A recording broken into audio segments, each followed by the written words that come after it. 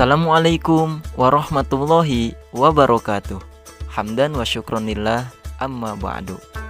Kembali dengan saya Adam Alamsyah, mahasiswa Prodi Ilmu Pendidikan Agama Islam Universitas Pendidikan Indonesia dengan NIM 1807007.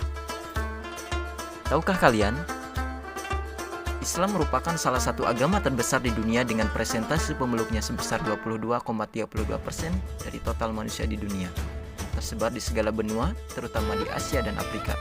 Namun, terdapat beberapa negara dengan populasi penganut Islam terbanyak di dunia yang mencapai 100% dari total seluruh populasi manusia di negara itu.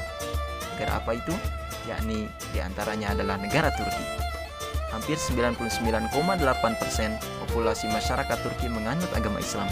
Tidak lain dan tiada bukan, ini disebabkan oleh sejarah peradaban yang pernah ada di negeri ini.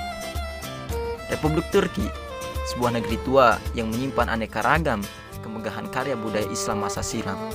Dan di masa itu, perkembangan Islam cukup signifikan dan terus berlanjut sampai sekarang, era kontemporer, yakni ketika bangsa Turki memasuki masa reformasi. Republik Turki yang dewasa ini ibu kotanya Ankara, tercatat sebagai negara muslim yang tetap bertahan di jalur demokrasi dalam upaya menegakkan sebuah tatanan masyarakat Islam yang beradab. Sebagai negara bekas jantung tempat salah satu kekhalifahan terbesar Islam, maka keterikatan Turki terhadap Islam berlangsung sangat kuat. Sebab mereka adalah bangsa terkemuka di dunia Islam selama beratus-ratus tahun lamanya. Ini berarti bahwa perkembangan Islam di Turki dalam perspektif sejarah sangat menarik untuk diuraikan dan dikaji lebih lanjut. Bagaimana kelanjutannya? Nah, teman-teman semua, video yang sedang Anda tonton saat ini merupakan video tentang sejarah Islam kontemporer, yakni sejarah peradaban Islam di Turki. Kurang lebih 20 menit ke depan, saya akan mengajak Anda untuk sama-sama belajar dan memahami bagaimana sih perkembangan Islam di Turki itu. Pada kesempatan kali ini, saya akan menjelaskan peradaban Islam di Turki dalam beberapa subtema, yakni ada 5 subtema. Yang pertama, kita akan membahas tentang demografi negara Turki, lalu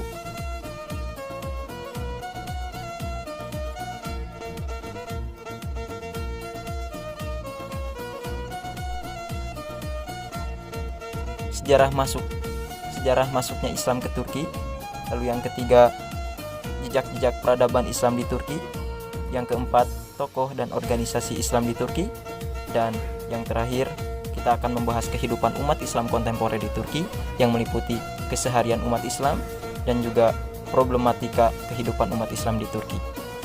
Oke, teman-teman semua, kalau kalian penasaran, tetap stay bersama saya. Check out. Islam adalah agama yang paling dominan di Turki. Sebagian besar penduduk Turki menganut agama Islam.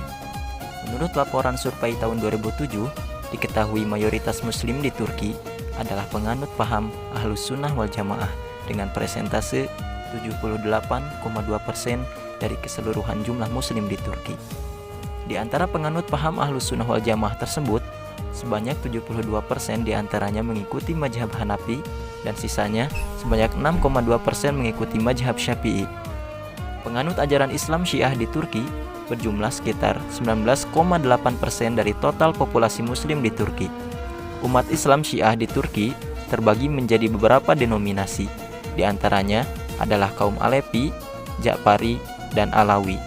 Pada tahun 2009, jumlah penduduk Turki kurang lebih mencapai 72.561.312 orang. Penduduknya terdiri dari etnis Turki sebanyak 76%, etnis Kurdi 15,7%, dan lain-lainnya sebanyak 8,3%. Agama yang dipeluk oleh penduduk Turki ialah Islam sebanyak 96%, agnostis 2,3%, ateis 0,9%, Kristen 0,6%, dan sisanya memeluk agama lain.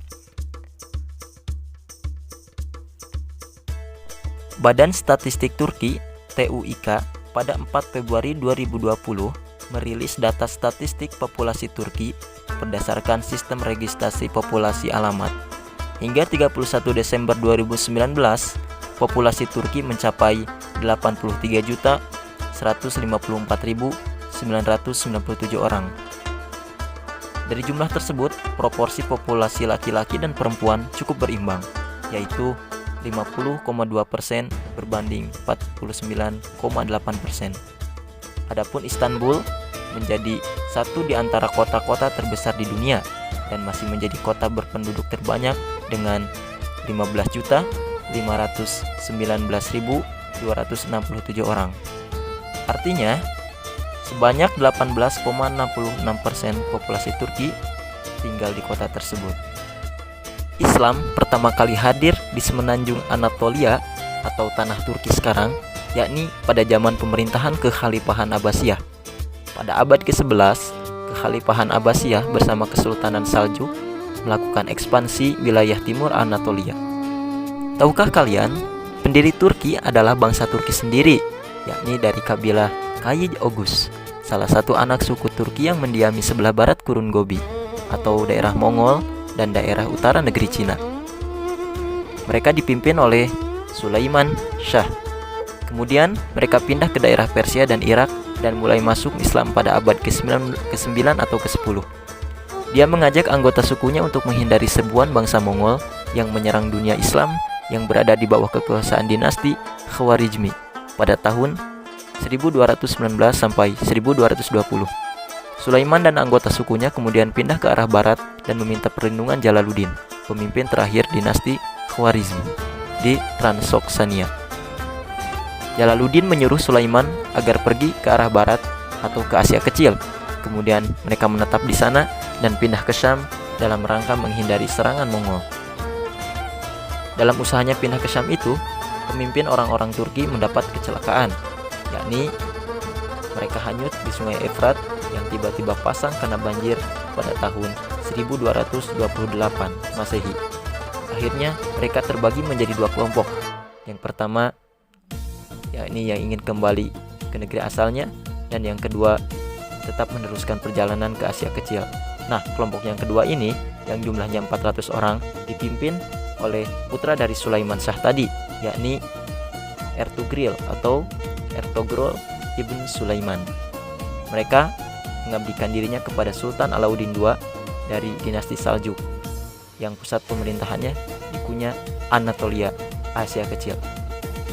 Pada saat itu, Sultan Alauddin II sedang menghadapi bahaya peperangan dari bangsa Romawi yang mempunyai kekuasaan di Romawi Timur Bizantium. Nah, atas bantuan dari pasukan Ertogrul tadi, akhirnya dinasti Saljuk berhasil mengalahkan Bizantium. Oleh karena itu, sebagai bentuk terima kasih dari Saljuk, maka sejak itu Ertogrul diberikan hadiah berupa tanah, sebidang tanah yang berbatasan dengan Bizantium. Sejak saat itu, Ertogrul terus membina wilayah barunya dan berusaha memperluas wilayahnya dengan merebut wilayah Bizantium. Pada tahun 1288, Ertogrul meninggal dunia dan meninggalkan putranya yang bernama Utsman yang diperkirakan lahir pada 1258 Masehi. Utsman inilah yang ditunjuk oleh Ertogrul untuk meneruskan kepemimpinannya dan disetujui serta didukung oleh Sultan Saljuk pada saat itu. Nama Utsman inilah yang nanti diambil sebagai nama untuk kerajaan Turki Utsmani. Utsman ini pula yang dianggap sebagai pendiri dinasti Utsmaniyah atau Turki Utsmani. Penyerangan bangsa Mongol pada tahun 1300 ke wilayah kekuasaan Saljuk mengakibatkan terbunuhnya Sultan Saljuk tanpa meninggalkan putra sebagai pewaris kesultanan. Nah, dalam keadaan kosong itulah Utsman memerdekakan wilayahnya dan bertahan terhadap serangan bangsa Mongol. Utsman juga memproklamirkan kemerdekaan wilayahnya dengan nama Kesultanan Utsmani. Jatuhnya Jazirah Arab, maka Imperium Turki Utsmani mempunyai wilayah yang sangat luas, terbentang dari Budapest di pinggir Sungai Tawuna sampai ke Aswan dekat hulu Sungai Nil, dan dari Sungai Efrat serta pedalaman Iran sampai Bab el-Mandeb di selatan Jazirah Arab. Turki Utsmani atau sering disebut Turki Ottoman ini merupakan cikal bakal berdirinya negara Turki saat ini sebelum runtuh dan digantikan oleh Republik Turki.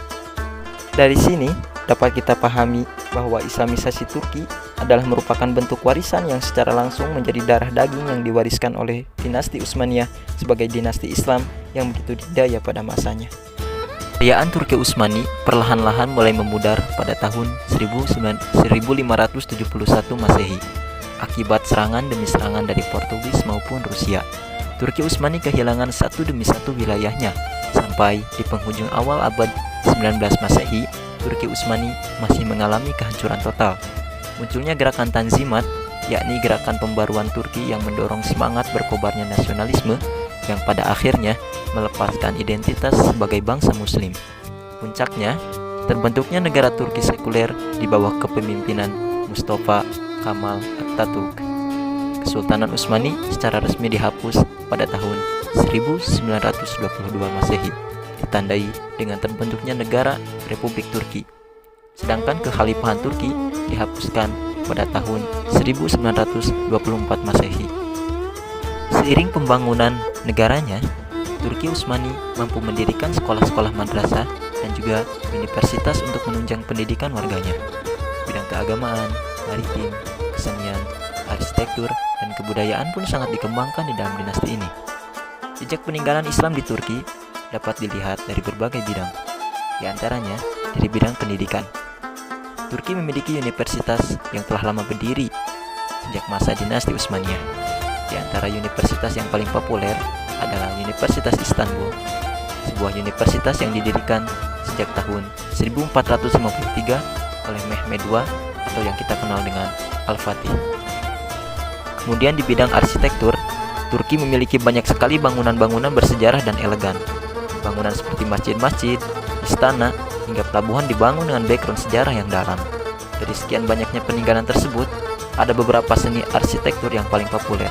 Di antaranya adalah Hagia Sophia di Istanbul yang mengalami 3 kali perubahan fungsi, yakni pernah menjadi gereja katedral ortodoks pada awalnya, yakni pada tahun 537 sampai 1453 Masehi.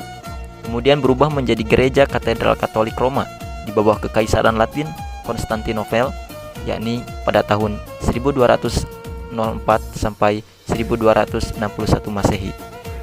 Kemudian berubah menjadi masjid mulai dari 29 Mei 1453 sampai 1931, tepatnya pada masa kekuasaan Utsmani. Kemudian disekulerkan sebagai museum pada 1 Februari 1935 oleh Republik Turki. Masjid-masjid megah peninggalan Turki Utsmani diantaranya Masjid Sultan Ahmed atau yang kita kenal Masjid Biru yang dibangun pada tahun 1609 sampai 1616. Kemudian ada Masjid Sulaimaniyah yang dibangun pada masa Sultan Sulaiman Al-Qanuni pada 1550 sampai 1557 oleh arsitek Mimar Sinan. Kemudian ada juga Masjid Ulu Cami yang dibangun pada masa Bayezid I pada tahun 1369 sampai 1399 oleh arsitek Ali Nekar, dan banyak masjid lainnya. Juga ada Istana Topkapi, yakni menjadi peninggalan bersejarah lainnya di Turki Utsmani, berfungsi sebagai kediaman resmi Sultan Utsmaniyah lebih dari 600 tahun, yakni rentang 1465 sampai 1856. Sekarang, Topkapi beralih fungsi menjadi museum sejak tahun 1924 Masehi. Topkapi didesain oleh arsitek yang sama dengan Masjid Sulaimaniyah, yakni Mimar Sinan. Tokoh muslim berpengaruh Turki sejak masa reformasi hingga masa kontemporer sekarang, diantaranya adalah Bediüzzaman Said Nursi, Necmettin Erbakan, Mustafa Kemal Atatürk, Fethullah Gülen, dan Presiden sekarang Recep Tayyip Erdogan. Bediüzzaman Said Nursi lahir pada tahun 1293 Hijriah atau 1876 Masehi di desa Nurs, sebuah desa kecil di daerah Hizan, Provinsi Bitlis, Turki bagian timur. Beliau dikenal sebagai tokoh pembaharu Islam di Turki yang berpikiran modern dan moderat. Bediüzzaman atau kegaguman zaman adalah gelar yang diberikan kepadanya oleh gurunya sendiri, yakni Syekh Fethullah Effendi, sebab kecemerlangannya. Sampai dengan tahun 1950, Said Nursi terus menulis berbagai risalah hingga jumlahnya mencapai lebih dari 130 risalah dan dikumpulkan dengan judul kuliah Rasail An-Nur, koleksi Risalah Nur yang berisi 4 seri utama, yaitu Al-Kalimat, Al-Maktubat, Al-Lama'at, dan Asy-Syuja'at.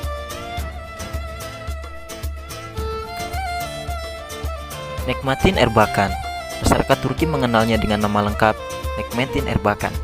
Ia membangun gerakan Islamis di Turki yang harus menghadapi kehidupan sekuler yang keras dan kuatnya dominasi militer yang menjadi garda depan sistem sekuler di negeri yang pernah menjadi pusat kekhalifahan Islam ini. Berawal dengan memenangkan pemilu tahun 1996 oleh partai yang dipimpin sendiri dan partai yang mengusungnya, yaitu Partai Islam Refah. Erbakan kemudian melakukan kerjasama dengan pimpinan Partai Tanah Air, Tansu Çiller, dan kemudian membentuk pemerintahan Turki dan Erbakan menjadi Perdana Menteri. Tetapi umur pemerintahannya tidak panjang, hanyalah 1 tahun, karena dibubarkan militer Turki yang tidak ingin Erbakan mengembangkan pandangan-pandangannya yang Islamis itu. Kemudian menjadi sebuah kebijakan Turki.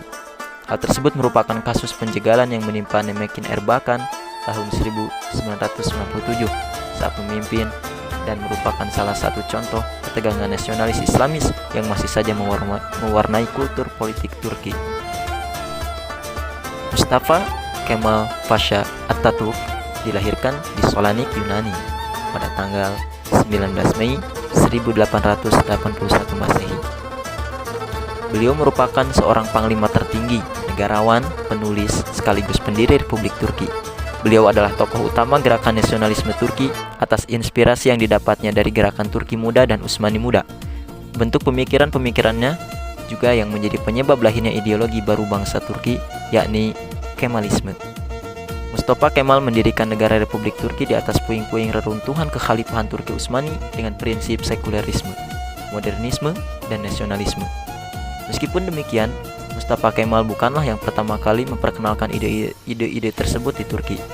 Gagasan sekularisme Mustafa Kemal banyak mendapat inspirasi dari pemikiran Ziya Gökalp, seorang sosiolog Turki yang diakui sebagai bapak nasionalisme Turki. Pemikiran Ziya Gökalp adalah sintesa antara 3 unsur yang membentuk karakter bangsa Turki, yaitu keturkian, Islam, dan modernisasi.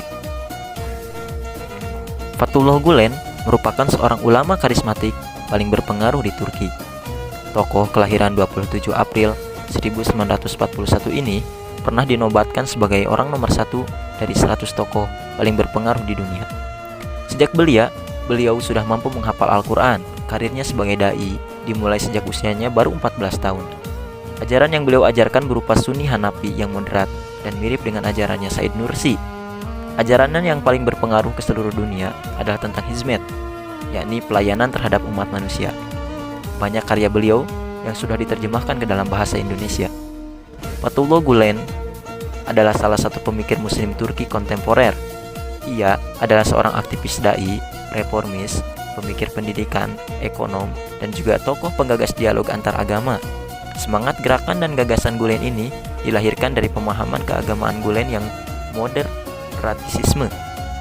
Ia mempertahankan nilai-nilai dan ajaran-ajaran dari Hasanah klasik dan pula mengambil hal yang lebih baik dari Hasanah modern. Gerakan dan gagasan Gülen berhasil merubah kondisi masyarakat Turki, baik dari hal pendidikan, ekonomi, serta hubungan antara aliran dan umat beragama. Pengaruh ini tidak hanya berkutat di Turki, namun menyebar dan menjalar sampai ke seluruh negara di belahan dunia, termasuk di Indonesia. Di Indonesia, Gülen sering datang mengisi seminar-seminar umum di beberapa perguruan tinggi dan juga telah mendirikan beberapa lembaga pendidikan bertaraf internasional. Terkait gagasan pendidikan Gülen, Kiai Haji Abdurrahman Wahid almarhum memberikan apresiasi yang amat besar terhadapnya dan menganjurkan supaya pendidikan di Indonesia meniru konsepnya. Gagasan Gülen diantaranya adalah pendidikan berbasis love atau etika, ekonomi memanfaatkan dana zakat untuk mendirikan usaha-usaha dan jejaring ekonomi untuk menghidupi pendidikan dan dakwah. Lalu ada juga dialog antara agama dirajut dari pemahaman kebiasaan sufi dan interpretasi nas dengan hermeneutika modern.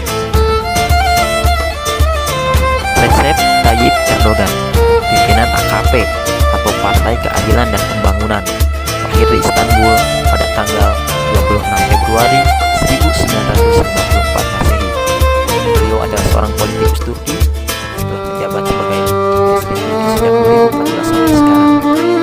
Recep Tayyip Erdogan adalah politisi yang dijuluki sebagai penghapus sekularisme warisan Mustafa Kemal Atatürk.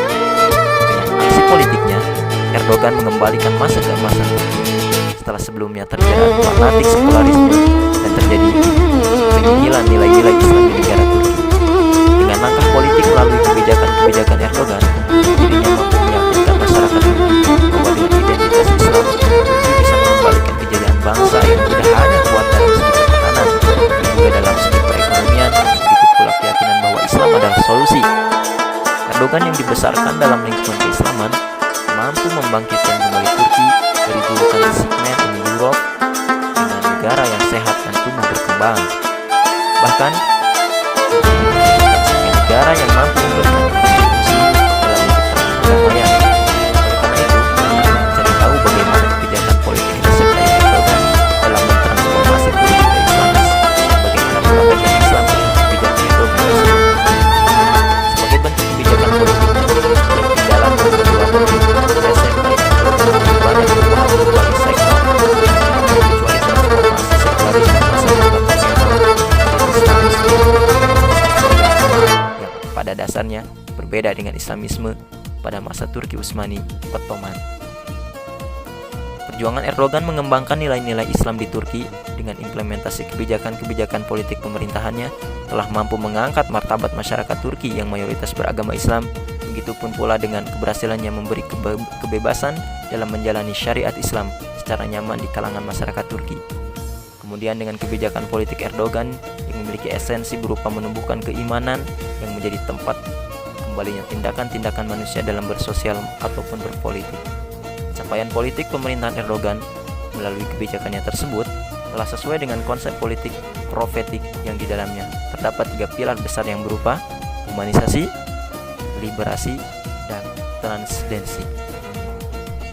Adapun organisasi keislaman berskala internasional yang dimana Turki menjadi pusat markasnya, diantaranya adalah the Islamic Conference Youth Forum for Dialogue and Cooperation atau ICEFDC di Istanbul. Kemudian ada the Research Center for Islamic History, Art and Culture atau IRCISA di Istanbul.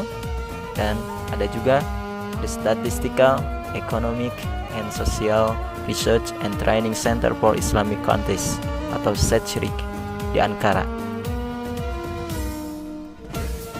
ICEFDC merupakan sebuah organisasi internasional non-komersial, non-partisan yang menyatukan organisasi-organisasi pemuda terkemuka dari negara anggota OKI atau Organisasi Kerjasama Islam serta organisasi pemuda internasional yang beroperasi di wilayah OKI dan organisasi pemuda mewakili minoritas muslim yang signifikan di seluruh dunia. Forum ini didirikan pada Majelis Umum pendiriannya yang diadakan di Baku, Azerbaijan pada tanggal 1-3 Desember 2004. Adapun IRCISA didirikan pada tahun 1980 sebagai organisasi anak pertama dari OKI yang bergerak pada kepedulian akan budaya Islam dalam skala internasional. Pembentukannya diusulkan oleh Republik Turki pada konferensi Menteri Luar Negeri Islam ke-7 yang diadakan di Istanbul pada tahun 1976. SETCRIC didirikan sebagai organ anak dari Organisasi Kerjasama Islam OKI dalam rangka mencapai resolusi nomor 2/8/E yang diadopsi oleh konferensi Islam ke-8 Islam. Menteri Luar Negeri ICFM diadakan di Tripoli pada Mei 1977 Masehi. Pusat memulai aktivitasnya di Ankara, yakni pada tanggal 1 Juni 1978 Masehi. Turki juga turut andil dalam mendirikan organisasi kerjasama Islam OKI sejak tahun 1969 sampai sekarang. Islam di negara Turki era kontemporer tetap saja menjadikan ideologi republik sebagai bentuk sekuler dan kalangan atas berkomitmen terhadap ideologi sekuler tersebut. Kelas terdidik perkotaan dari kalangan atas Turki memandang Islam sebagai simbol kemajuan. Sebaliknya, demikian pula tradisi sufi pedalaman tetap bertahan dan loyalitas keislaman masyarakat umum belum pernah tergoyahkan. Warga Turki senantiasa mengidentifikasi diri sebagai Muslim. Bahkan sepanjang periode Kemal, mereka senantiasa melaksanakan peribadatan di masjid-masjid dan di beberapa makam para wali. Perkembangan Islam di Turki di era kontemporer ini merupakan instrumen bagi kebijakan pemerintah. Ia diakui sebagai komponen vital dalam kandungan budaya bangsa dan digalang untuk meningkatkan persatuan nasional, serta mengajarkan secara perlahan-lahan kebajikan kewarganegaraan. Sholat, khususnya sholat Jumat di masjid-masjid, didukung pelaksanaannya karena ia mengajarkan secara perlahan-lahan disiplin rasa bermasyarakat. Demikian pula puasa, membangun ketabahan dan kesabaran, sementara membayar zakat mendorong rasa murah hati seseorang. Materi khutbah Jumat di Turki ditulis secara khusus untuk mengajarkan kepada masyarakat yang pergi ke masjid, terutama yang buta huruf perihal tugas-tugas warga negara. Dikatakan kepada mereka bahwa kewajiban agama meliputi membayar pajak, mengikuti wajib militer, bekerja sama dengan pemerintah, dan menjadi warga negara yang setia serta patuh. Islam di Turki dewasa ini ditampilkan sebagai sebuah agama rasional dan ilmiah.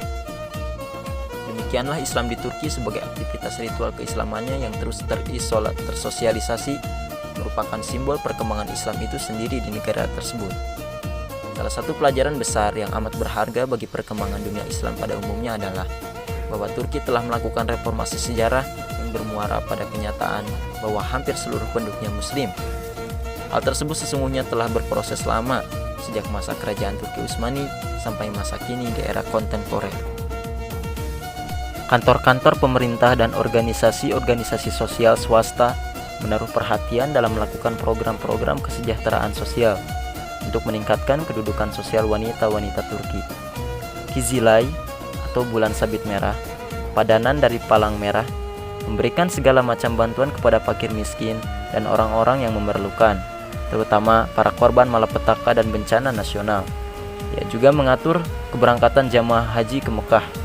Dalam beberapa kejadian, organisasi ini juga memberikan bantuan kepada korban banjir dan gempa bumi di negeri-negeri lain, termasuk memberikan beasiswa kepada para pelajar pada awal-awal tahun ajaran pendidikan. Tindakan tersebut terrealisasi pula pada dukungan peran kebijakan Erdogan dalam berbagai sektor yang diantaranya menggratiskan biaya pendidikan di mana semua biaya kuliah untuk rakyat Turki ditanggung oleh pemerintah dan meningkatkan biaya riset atau penelitian ilmiah demi tujuan menjadi negara nomor 1 pada tahun 2023. Mengembalikan kebiasaan lama yaitu pengajaran Al-Quran dan hadis di sekolah-sekolah negeri di Turki yang sudah lama dihilangkan, dan kebebasan berjilbab di kampus-kampus di Turki. Mewajibkan pendidikan agama Islam dari tingkat sekolah dasar dan menengah untuk 12 jenjang kelas.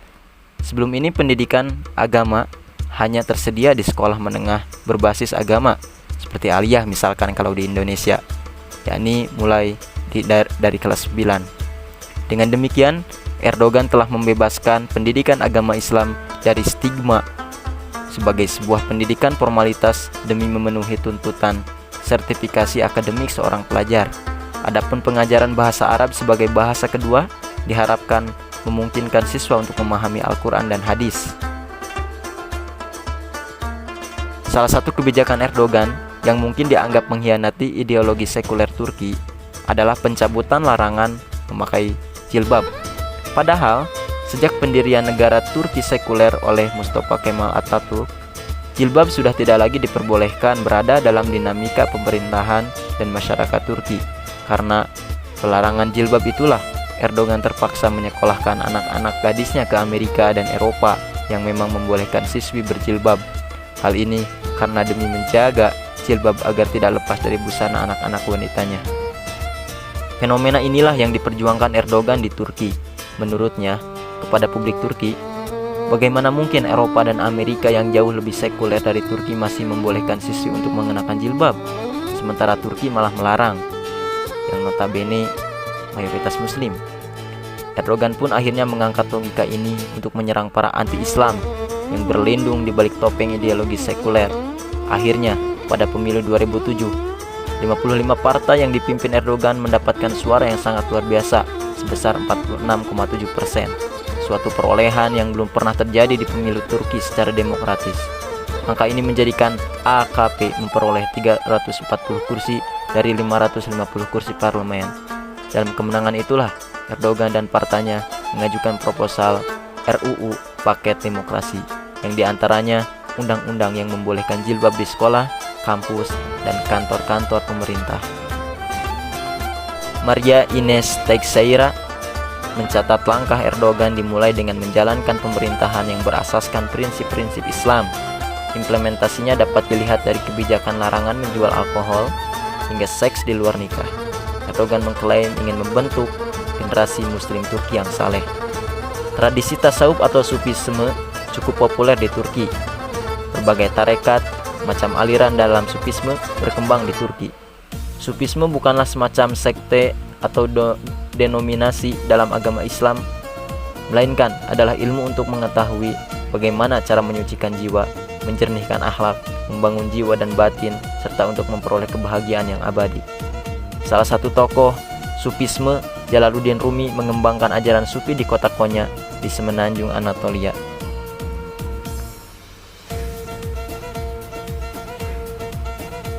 Kota Konya juga dikenal sebagai pusat sufisme di dunia.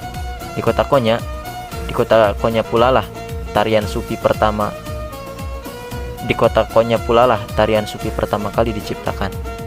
Secara umum, Turki merupakan negara yang menerapkan konsep sekularisme dalam kehidupan bernegara.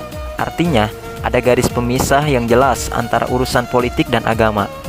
Konsep sekularisme Turki sendiri dicetuskan pertama kali oleh Mustafa Kemal Atatürk, pendiri Republik Turki. Lewat pemisahan tersebut, Atatürk hendak menciptakan sistem pemerintahan modern yang lepas dari intervensi agama. Ia percaya bahwa perkara agama adalah urusan masing-masing individu negara, tidak berhak mengatur. Undang-undang Turki melarang adanya perkawinan di atas perkawinan yang masih berlaku, artinya tidak diperbolehkan untuk berpoligami. Jadi, sebelum adanya pernyataan tentang bubarnya perkawinan yang pertama, baik karena kematian, perceraian, atau pembatalan perkawinan, perkawinan yang kedua dinyatakan tidak sah oleh pengadilan atas dasar orang tersebut telah mempunyai kehidupan pernikahan yang masih berlaku. Sebenarnya poligami telah dikenal bangsa-bangsa dunia jauh sebelum Islam lahir. Islam datang untuk mengatur poligami. Surat An-Nisa ayat 3 yang membolehkan poligami merupakan jalan keluar dari kewajiban berbuat adil yang tidak terlaksana sebelumnya.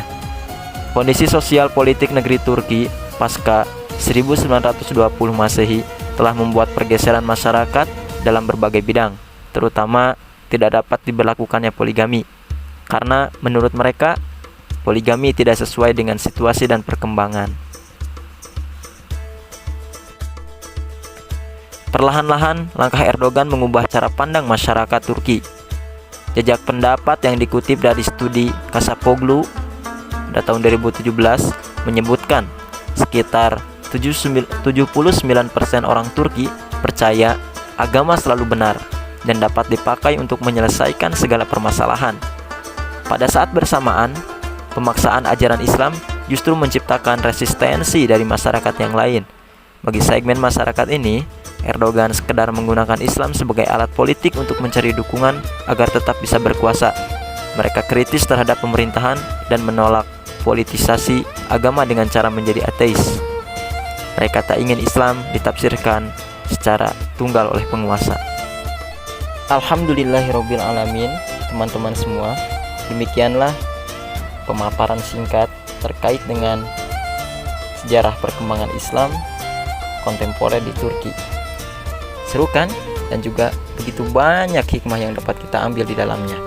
Mudah-mudahan kelak kita ditakdirkan oleh Allah bisa mengunjungi Turki untuk menyaksikan secara langsung bagaimana peradaban Islam yang begitu megah di sana. Semoga kita semua menjadi orang-orang yang senantiasa selalu mencintai sejarah dan selalu bersyukur atas apa yang telah terjadi di masa lalu. Saya Adam Alamsah, mengucapkan terima kasih atas segala perhatian teman-teman semua. Terima kasih telah menonton video ini, semoga dapat bermanfaat, khususnya bagi saya, umumnya bagi teman-teman semua. Terima kasih sekali lagi atas segala perhatiannya. Mohon maaf atas segala kekurangan, kehilapan, dan juga kesalahan kata. Mudah-mudahan sekali lagi dapat bermanfaat. Amin ya Allah ya Rabbal Alamin. Terima kasih. Wabillahi taufiq wal hidayah. Waridho wal inayah. Wassalamualaikum warahmatullahi wabarakatuh.